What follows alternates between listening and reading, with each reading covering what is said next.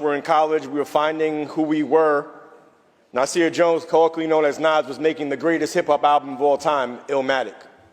1994 was the soundtrack to my youth and many of our youth. Nas, as a storyteller, has been ahead of his time. In the Why remix, he spoke about the Crown X. Why do schools care about your braids more than they care for his grades? And Legit, he spoke about the issues of black home ownership. And I Gave You Power, he spoke about the issues of gun control and the relations. Nas has been a griot, a hip-hop griot, the rapid response system for the streets, for lack of a better term.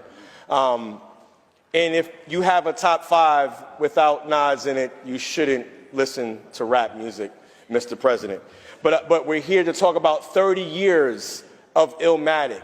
30 years ago, again, like I said, the greatest hip-hop album to ever be released was released, and there were so many gems, so many jewels in that album. The genesis, it begins with the hip-hop sound, the sound of New York City, the trains happening.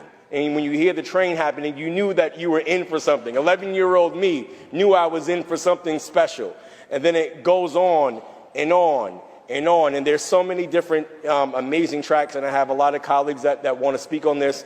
And so I just want to talk about, 5 years ago I spoke on the floor about how Illmatic made it to the Kennedy Center and how far hip-hop has gone, and how Nas, who shares a birthday with my oldest daughter, September 14th, has been an inspiration to so many folks in hip-hop. And as hip-hop turned 50, Nas turned 50. And we would not have hip-hop in its form without Nasir Jones.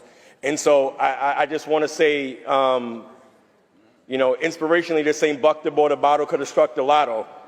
You should think about your decisions. And as I close, I think about the line from The World Is Yours.